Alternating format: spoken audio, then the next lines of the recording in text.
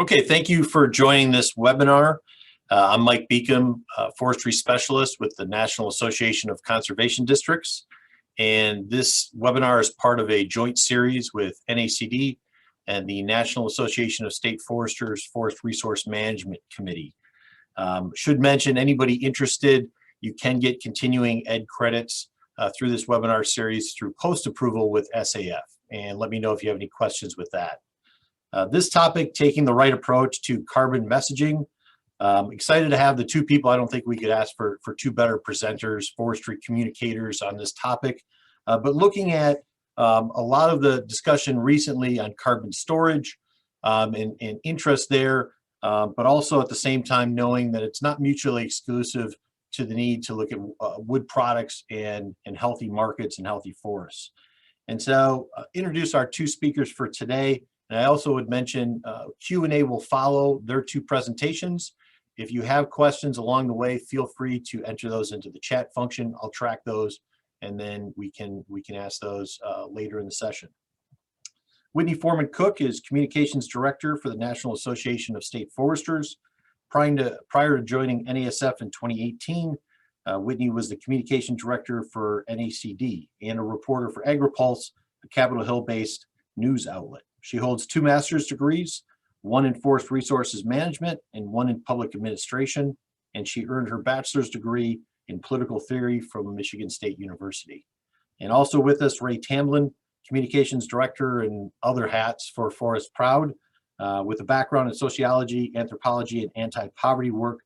Ray's experiences give insight into the connection between people, society, and the ways in which we interact with and manage our natural resources, and how we communicate to impact behavior and perceptions. Ray has a strong belief in the need for efficient communications and collaborations between organizations working on different aspects of a single greater goal, keeping forests as forests. So excited to have you both. And with that, I'm going to pass it off to Whitney. Great. Thanks, Mike, for the introduction. I'm going to share my screen and hopefully I don't freeze again.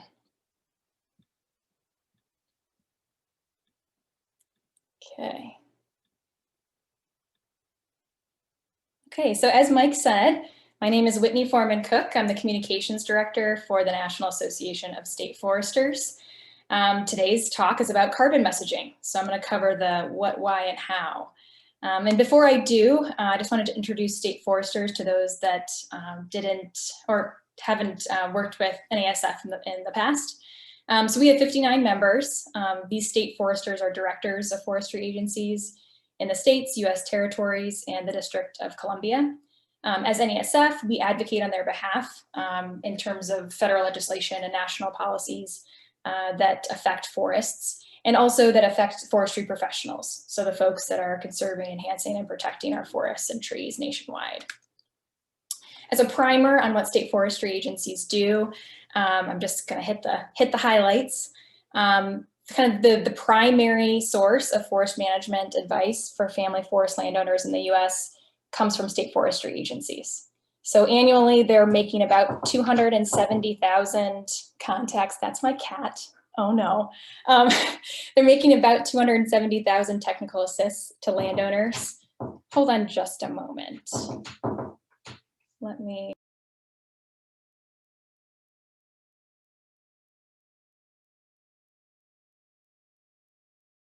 Oh my gosh, that's like my worst nightmare. Okay, so moving on. So state forestry agencies also deliver technical assistance to municipalities and communities.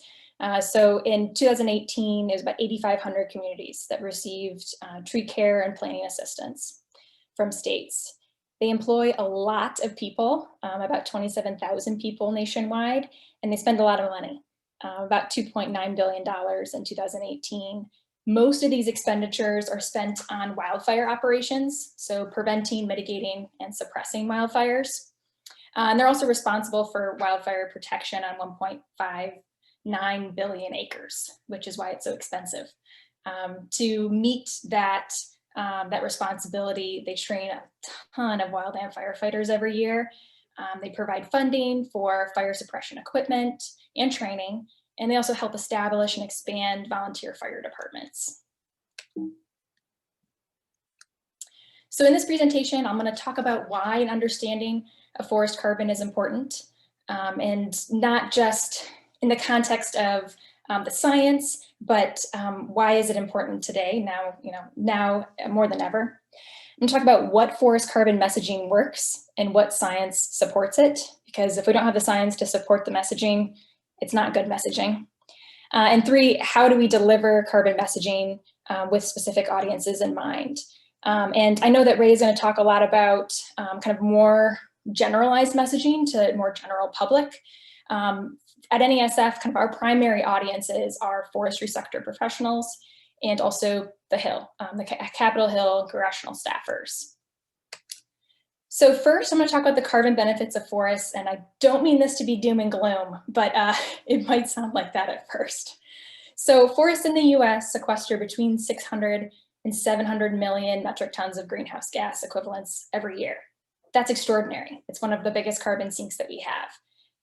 But the US it emits 6,500 metric tons of greenhouse gas equivalents every year. So while tree planting can be a terrific carbon solution, and of course, maintaining our forests is just essential to sequestering the carbon that we do in our forests long term, it takes a lot of extra effort to make relatively small carbon benefit gains. So one analysis showed an additional 50 million tons of greenhouse gas equivalents sequestered each year could be mitigated by reforesting approximately 8 million acres. That's a lot of seedlings to reforest 8 million acres. If we're going to take an average about 500 seedlings per acre, planting 8 million acres would require 4 billion seedlings. And while state forestry agencies produce a lot of seedlings in their state-owned tree nurseries, they'd have to increase annual production by over 400% over the next 10 years just to meet that production level of an additional, reforesting an additional acreage in order to meet that $50 million or that 50 million tons per year. So again, relatively small benefit for a ton of work. So I kind of want to, I'm saying all this not to be doom and gloom and, carbon, trees aren't the solution for climate change. They most certainly are. They're one solution, and really ultimately, I'll get into this a little bit more, but ultimately the real benefit of forestry is there's a multitude, and carbon's just one of them. So our core carbon messages are all predicated on this idea of the power of active forest management.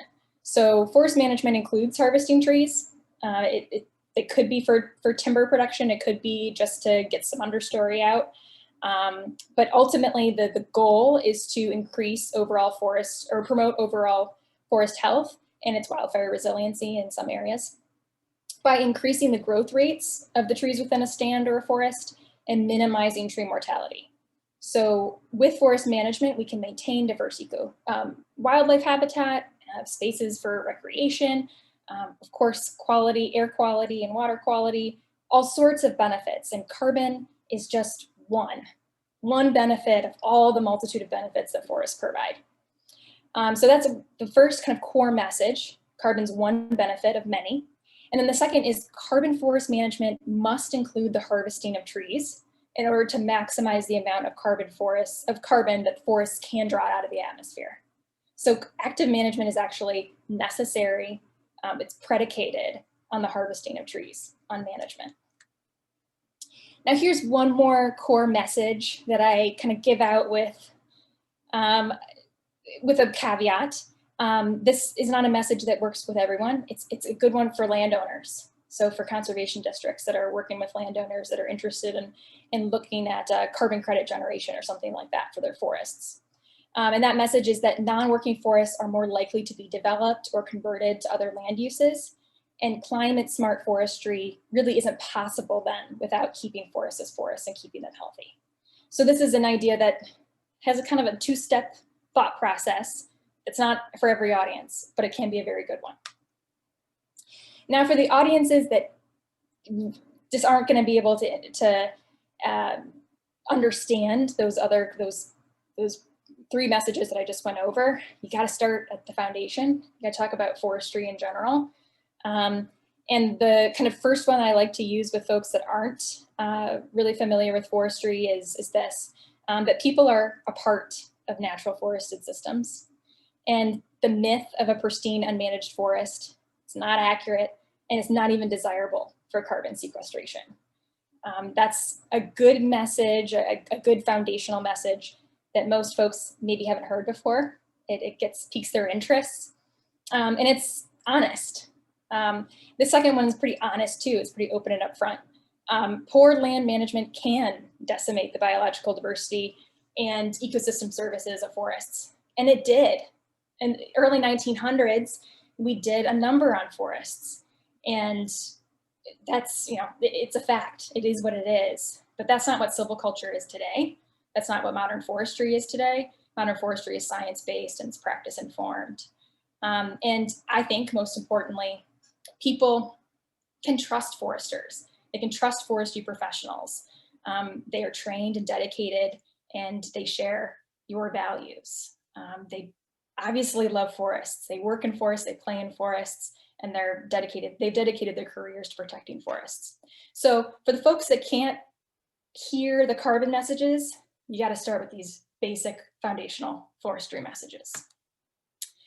So in creating carbon messaging, we have to rely on the science, because science is the credible piece here. So what we do know about carbon storage in forests can really be boiled down to, I think, 4 really juicy points.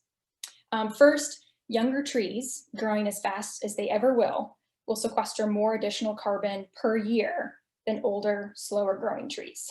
So it's a little bit complicated of an idea, but it's basically, we're talking about rates of sequestration versus volume of sequestration. So a 2-year-old sapling is sequestering carbon faster than a 40-year-old tree. However, the 40-year-old tree obviously sequesters more carbon. So complicated idea, and Ray's going to get into this more about what that, how to communicate that idea in the simplest of terms. 2, all tree species have an expected lifespan, some much longer than others, but as they approach the age of overmaturity, they become carbon emitters as portions of them die and decay. This is a piece that a lot of folks that are outside the forestry industry don't get. They think that trees live forever. I talk to my Uber drivers or people that I meet kind of just, in life, and they are shocked when I tell them that trees don't live for 600 plus years, that there are trees that they reach their maximum life expectancy around 40 or 60 years old. So the way to deal with these trees that are hitting over maturity is to use active management, is to harvest those trees before the point in which they're converting, in which they're decaying, and converting whatever portion of carbon they still have in their volume, in the tree's volume, into a wood product that can continue to retain carbon in perpetuity. And here's one that we really harped on this last congressional hearing, or Joe Fox, our president, harped on in this last congressional hearing about carbon sequestration, and that is that with active forest management, forests can be, the risk of wildfire can be reduced in forests. And where wildfire risk is not sufficiently mitigated, we're going to see really expensive suppression operations. We're going to have carbon emissions, that what was a carbon sink becomes a carbon source when it lights on fire. Of course, local communities are negatively affected by catastrophic wildfire, and ecosystems can be permanently altered and store less carbon over the long term as a result of catastrophic wildfire. So lots of more reasons and good science to support active management of forests. And again, this carbon emissions piece is kind of secondary to how important active management is.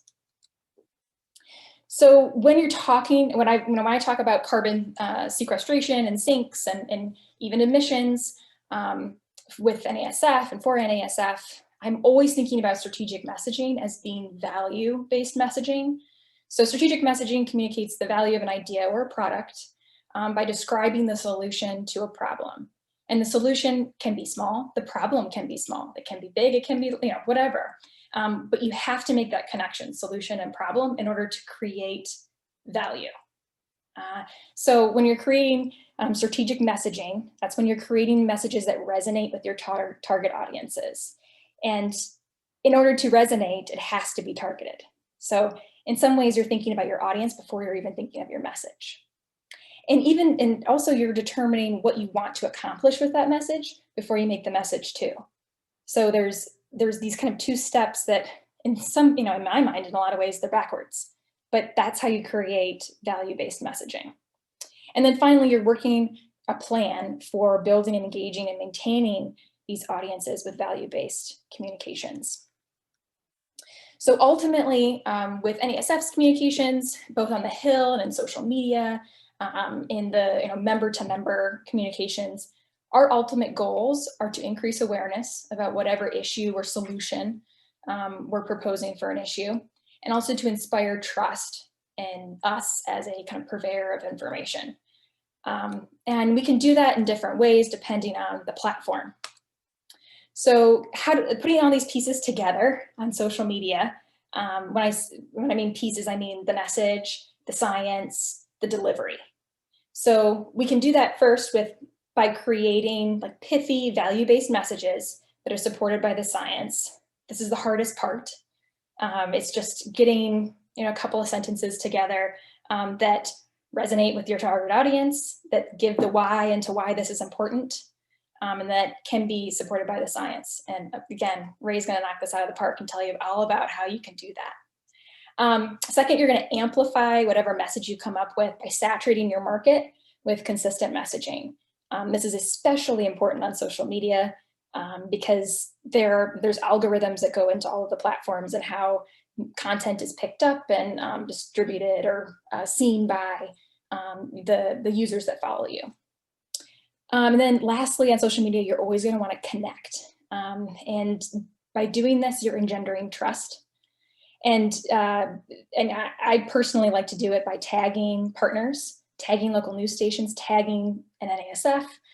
You're showing your followers that there are other groups that believe and think the same things that you believe and think. And then you should also always make your posts easy to engage with. So they should always have some sort of link out or some way to learn more. If you're citing research, there should be a link to see that research. Now, putting the pieces together on Capitol Hill is a little bit different, but the same principles are there. You're creating content that's communicating value, and you're using an appropriate lens to communicate that value. So in terms of Capitol Hill, let's say a congressional staffer, they're going to want to hear how this particular thing, we'll say carbon, is going to benefit their district, their constituents. And you're going to need to give them that message and tailor it specifically for them. When you do messaging at Capitol Hill, it's important to keep the message consistent, but also targeted. So if it's not targeted to a locale or a constituency, it needs to directly inform a specific policy or legislation. And then the way to connect is a little bit different than on social media because you're in real life. And the way to connect, I think, on Capitol Hill, or the most helpful way to communicate is to be available and to be open. So if they have questions, you give them honest answers. If you don't know an answer, you say, I don't know. You're just open and available. That's the way to build trust.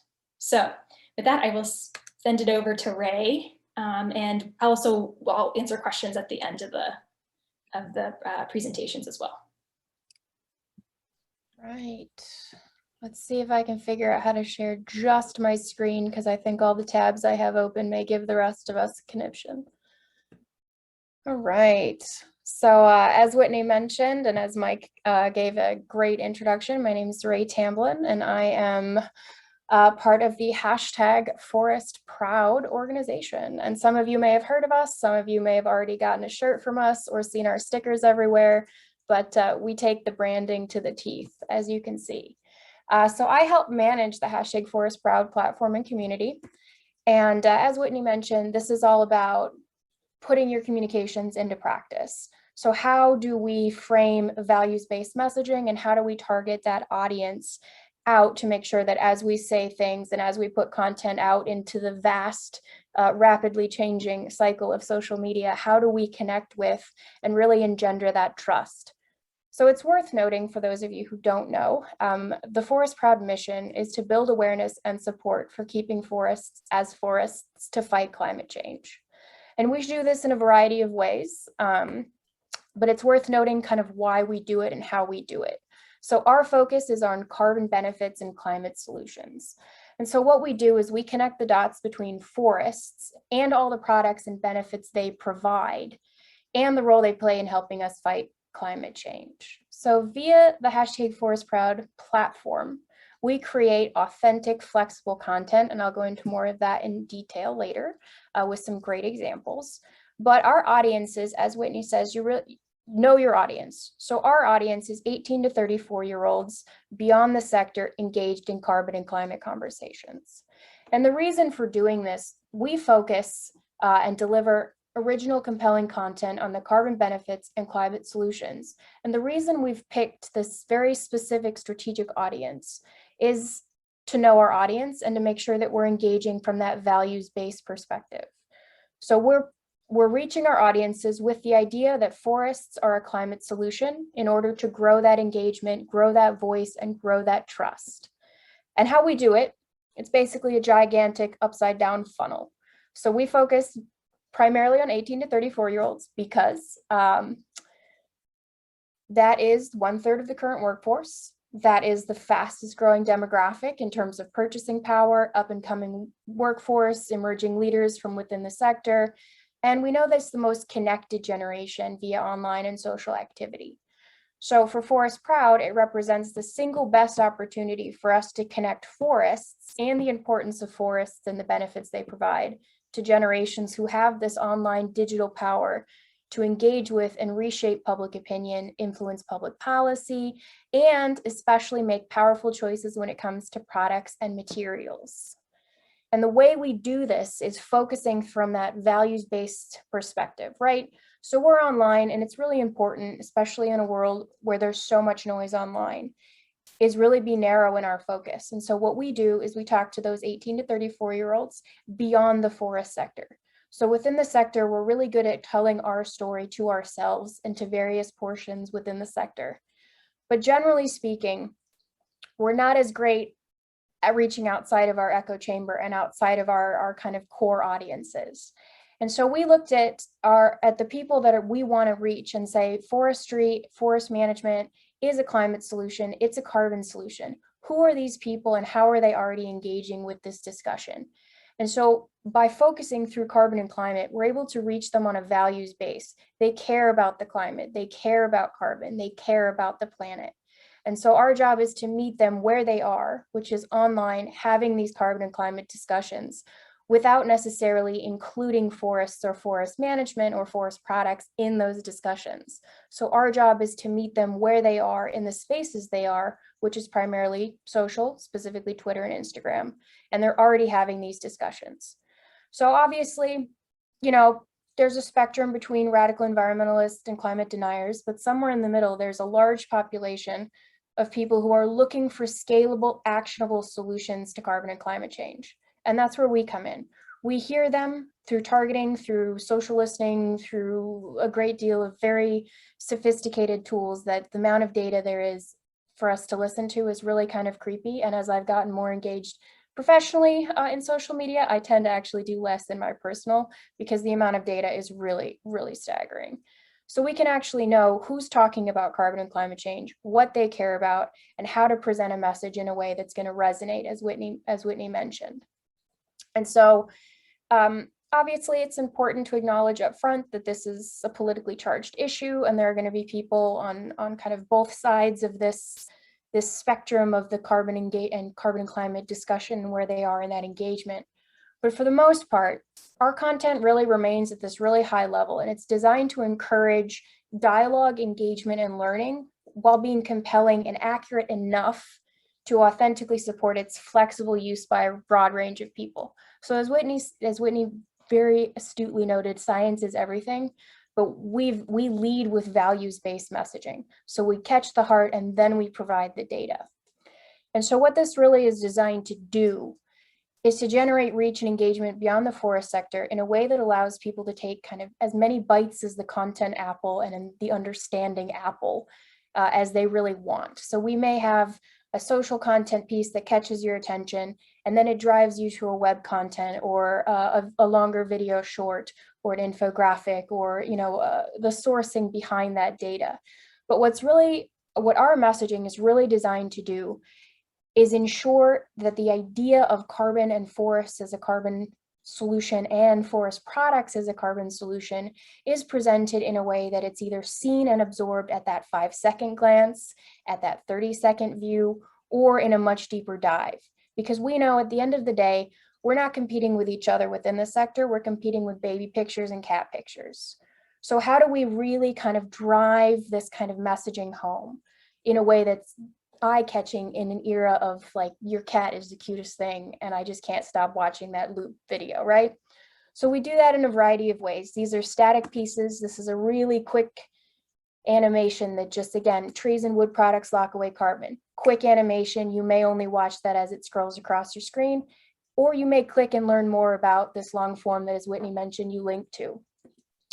Again, visual, very heavy on the statistics, but also easy to understand the statistics. It's that short, it's that pithy, it's that data driven.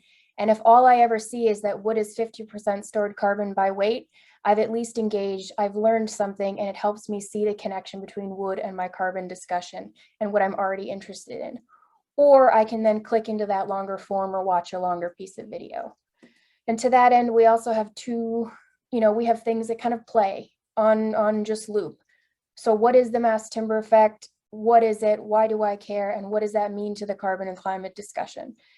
We don't say much in this. It's all very visual. We know we live in a very quick world, but how do we drive that message across in a way that allows you to then click and read, oh, what is the mass timber effect? I've never heard of it. But you've learned enough about it that even if you don't click, it's going to kind of remain with you and you understand the importance of it. And then at the end, we also have, like I said, 30-second videos. And these are designed to be played with or without sound, because we live in a world where I may not click, but if it auto plays, it'll catch my eye. So how do we tell that story and really connect again with people who are online, having these discussions, trying to understand the role of forests in that discussion as a solution without necessarily, coming from the idea that they may not see the forest sector and forest products as a solution off the bat. So our job again is to meet them where they are and say, hey, we're a solution and this is how we do it. Learn more here, here, here, or here.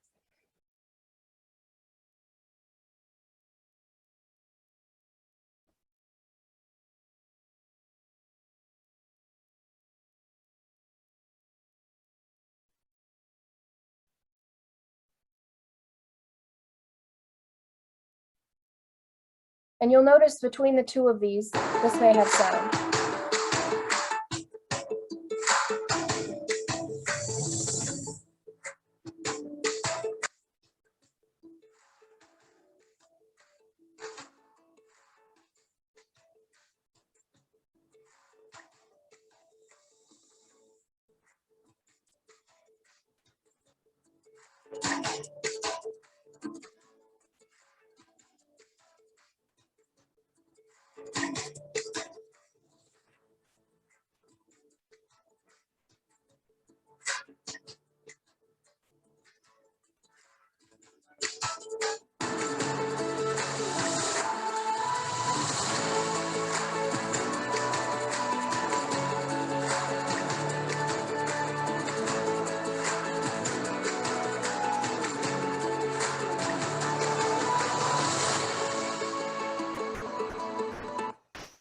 So these are just kind of really quick examples of how we're telling that story. We're not just presenting forests as the solution alone, right? There is no silver bullet. There is no single solution to carbon and climate change.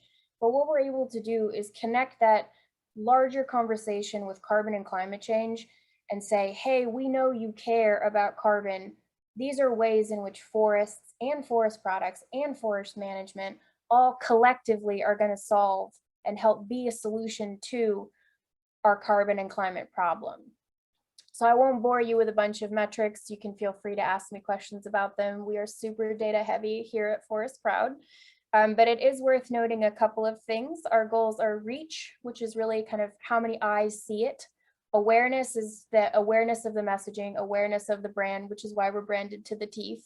And then engagement is really encouraging someone to not just see that image, but to click forward or share it with their friends or hit that like button because they've done something. And we know from research that if you do something that's perceived as a really easy, low-hanging fruit, click like. The next time you see our content, you may share it. The next time you get an ask from us, hey, like this, buy this shirt, tell your friends, support this policy, you know, check out our members page. You're more likely to take an action if you've taken a small action before. So by being able to build on these engagement points, we can then put more and more complicated topics in front of our audiences and say, this is how this short piece is related to this longer piece. And oh, by the way, please go and read this full long form article from one of our partners over in, you know, NASF, for example.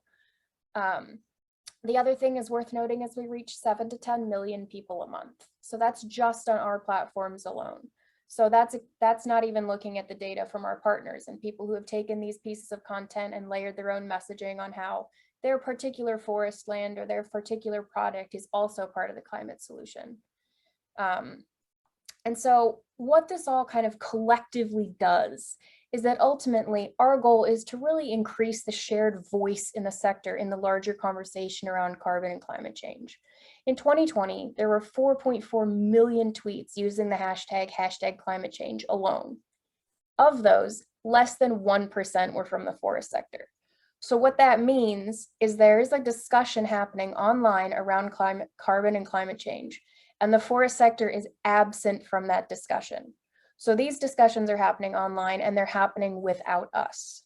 So ultimately, if we don't show up in the climate conversation as a scalable, impactful solution collectively to a changing climate and the need to reimagine our cities, rethink our carbon future, and keep forests as forests, those conversations will happen without us. And our critical role as a sector in providing these natural, scalable climate solutions to a changing climate will remain either unknown, unaccepted, or associated with negative implications as being part of the problem, as driving deforestation, as carbon emitters. And so fundamentally, every generation has this big question that they have to answer. And our generation has to answer, what is our carbon future going to look like? And so we face unprecedented challenges. And in the short term, what we want is for our key audiences, again, that 18 to 34-year-olds beyond the sector engaged in these discussions, to engage with, react to, and share our content, because it's connecting the dots on a broad scale between the forest, the carbon benefits, forest products, and climate solutions. And in the longer term, you're going to get this audience to then see forest management and forest products as that solution, as the holistic, collective, scalable opportunity to allow us to respond to the carbon and climate challenges facing our generation. And in the long run, that's going to lead to a greater understanding of forest management. For us, sustainable forest management, as we know, is keeping forests as forests. It's planning for the needs of today and for tomorrow. And that's all intentionally while working to increase carbon storage in our forests, managing for clean air, avoiding habitat destruction, keeping forests, as forests and not parking lots. That's, the foundation of what we do as a sector. And so for us, it's really all about how we communicate out, how we make sure that people understand that keeping forests as forests to fight climate change means making and communicating responsible and sustainable decisions that are protecting, preserving, and ensuring that forests remain healthy so they can continue to provide those benefits, clean air, clean water, carbon sequestration, and those innovative solutions. And that's, your renewable products, your increased carbon storage, your long-term landscape level natural climate solutions to some of our more pressing challenges. So we at Forest Proud communicate what we know as a sector and all of this science and all of the innovations and the work that's being done on the ground. We communicate this out to this audience that's concerned with carbon and climate change, but doesn't necessarily understand what we do, how we do it, and why it matters. And so that's fundamentally our job, is to reach people at that larger level of understanding.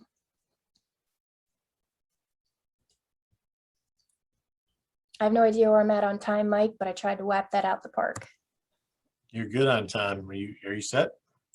I have a couple longer videos. We have content upon content upon content, but in terms of timing, we could take questions or I can show a video. It's really up to the audience. I know that was a lot. Okay. Well, we can dive into some questions and see what we have. We have one. Many people think forest management, clear cutting. How do we begin to move these folks off that misconception? Did I mute myself? No. I can take a stab at that, Whitney, if you want. From our perspective, for us, it's really about kind of connecting the dots from the differences between deforestation and recognizing what's driving that question. So people are generally not understanding what they're seeing. And so being able to say deforestation is the permanent loss of forests, right? So we always use parking lots or condos as examples. You know, do you want another strip mall? Do you want another parking lot? That's deforestation. So being able to provide those real world examples of what deforestation is and isn't allows us to then kind of reconnect that question around deforestation to why people are asking it. Generally, they're asking because it either looks bad, they don't understand it, or they see it as a carbon problem, right? You've cut down all these trees, you're not part of the carbon solution. So how we generally answer that and really kind of equip our members to do so as well is to say, this is what deforestation is, this is what harvesting is. Clear cutting is one way in which we do ABC, and trees regrow and new trees store carbon, et cetera, and so on. So not just answering the deforestation question, we're always going to provide that follow-up education and that follow-up context to really help people see the difference between the two. I think I'd like to address that too. So when I hear that misconception, and I think a lot of people have that misconception about clear cutting being really bad, I immediately tackle it with maybe kind of a controversial answer, and that is that clear cutting isn't bad. That it can be, but high grading could be a lot worse. And then they're like, well, what's high grading? And then you get into a discussion, and there's a dialogue between you and this person about what forest management really is. And there's different harvesting methods. There's different systems of harvesting. Clear cutting is one. Here's all the benefits of clear cutting. Here's where it would be appropriately used. But forestry, professional foresters in general are not going to be using clear cutting inappropriately. I mean, that's literally their job, is to figure out when, what system of harvest is appropriate for when and where. And yes, Tom, clear cutting is just one way of regenerating a forest. Earlier, Summer asked, Forest Proud, nonprofit, private company. Ray, do you want to talk a little bit about the background, NAFP, and converting or transitioning to Forest Proud? Yeah, sure. So some of you may or may not be familiar with Once Upon a Time. We still are technically the North American Forest Partnership, which is a nonprofit. However, nobody wanted to wear that t-shirt. So we quickly kind of rebranded and consolidated under the #ForestProud platform and kind of community building around that digital engagement space. So we are technically the North American Forest Partnership, and #ForestProud is run by NAFP. We just generally don't show up that way because it's a little bit more of an acronym soup. And there's all kinds of metrics on kind of acronyms and trust and engagement and kind of the trusted messenger aspects. And peer-to-peer sharing is kind of the strongest way to engender some of that trust. So using #ForestProud kind of gives us that freedom to see more authentic organic content sharing than if we tagged everything as, the North American Forest Partnership. Kind of work through questions. Mr. Fox asked for both of you, what does the average 26-year-old know about forests and forestry? Do we know? Very little. The average 26-year-old does not know about forests, is probably not thinking about forests. They may be vaguely familiar with forests, and we've done a lot of market research on this. They may be familiar with Yosemite and maybe an urban street tree, and really, unless they're in a forest-dependent community or in a place that has a lot of forestry, our audiences tend to be primarily urban to suburban. And so it's a lot of kind of really don't think about trees. You know, where does your cow come from? The grocery store. So where does your lumber come from? Home Depot. So we tend to really kind of approach it as our audiences are really much more familiar with carbon and climate, and we have to lead them into the carbon or the forest management discussion instead of assuming that they know the difference between, you know, Yosemite versus an urban street tree versus private or public land management. I would echo that to what Ray said. I think that the average 26-year-old doesn't know much about forestry, and they have a lot of misconceptions about forestry. They think clear cutting happens all the time. They think it's really bad. They think of it, maybe they spend a lot of time outdoors, but their kind of relationship to the outdoors is with wildlife, or more wildlife centered, as opposed to like forest or forest resource centered. So their conceptions about forest management are generally very skewed. They're thinking about it from this other perspective. I think one of the biggest misconceptions I come across, though, is the age of trees. I mean, it doesn't matter the age either. People think that trees live forever, and to get them to think that, oh, no, like actually there's a point where trees get old and they're actually a liability. If they're on a street tree, they're a liability, or if they're out in a forest, they're emitting carbon. It's a hurdle to get over. And like Ray said, most of what NASF does in terms of messaging isn't reaching those 26-year-olds. That's really where Forest Proud comes in. I guess one thing you touched on influencers before. Are either of you seeing more people that would be considered celebrities or name face influencers getting into the forestry space, either due to, you know, the growing wildfire issues we've had, or the connection between forestry and climate? Are we starting to see more celebrity attached to this topic, like we did water or COVID vaccines or other of those topics? I think we're starting to see the wildfire conversation drive a lot of those discussions. I will say, in terms of kind of celebrity influencers, a lot of that is being driven from the carbon and climate discussion at this point, and forests are not as prevalent, which is kind of what we try to do. Low-hanging fruit, people who may have 15,000 influencer followers versus 150,000.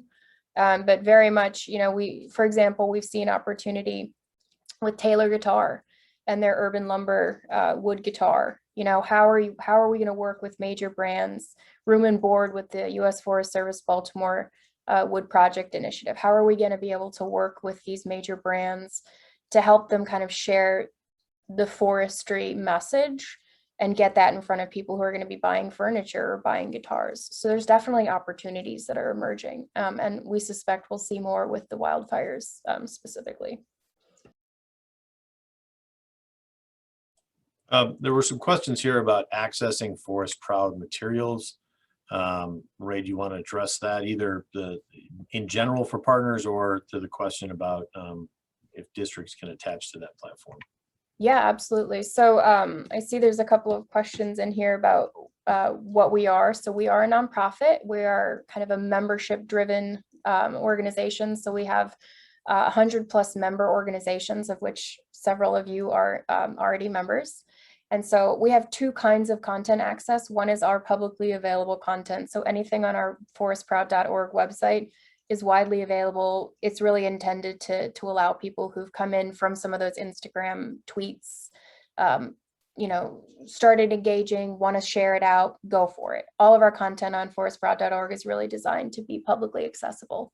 Some of the content I shared in that presentation, the smaller quick videos, the kind of targeted graphic messaging, those are member benefits for folks that are part of our organization or close partners, and are very much designed to allow you to kind of take those images, download them from the back end of our website, and then put your own messaging on top of them. So if you're trying to, you know, talk about regional issues, those graphics are always going to be designed to be as kind of big picture, put your own messaging on top of it, or you know, you can do a plug and play, click to tweet if you're strapped for time and it's Friday at 3. So we really kind of try to make them as accessible as possible in that way. It's also worth noting we do not do lobbying. We are a 501c3 organization. So our content is really designed for that general public.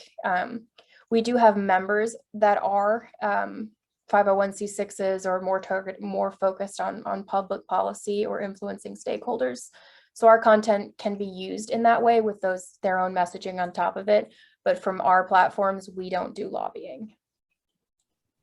Okay. There's a question here about, I guess, just the conversion and data related to net benefit of carbon sequestration against the energy spent in turning that timber into a wood product. Is there data that expresses that or breaks that down, or something that either of you have explored? I was just going to say, I think Rick Cantrell can probably answer that. And I think he just put something in the chat that explains it. But Rick, did you want to expand on that a bit? Sure. I did put something in the chat. For any of the wood products, there's a ton of information about carbon and carbon sequestration. And one of the key things you'll find is what's the alternative and what's the carbon footprint of the alternative. So I did paste in the chat box a link to Woodworks, why wood, and it talks about carbon footprint, but you can get very specific on the products as well with a Google search. And something that Tom Crow pointed out earlier too was that it's not just wildfire that's leading to the release of carbon. Forest pests, disease, all those other kind of forest threats that kill trees are leading to a lot of carbon emissions as well. Very good. Anybody have any other questions? Otherwise, I want to thank Whitney and thank Ray for their time today. I think this was an excellent session and something that all of our organizations are talking a lot about, and effective messaging is a big, important piece of that. This session will be posted to NACD's YouTube channel, and Whitney will have an opportunity to share it through her newsletter to her audience. And I'd also mention we have one more session today. In about 15 minutes, Brett Butler is giving a session on understanding the motives of woodland owners. And so if you're interested in that, please join us. But thanks again to our two presenters and for our attendees for being with us today.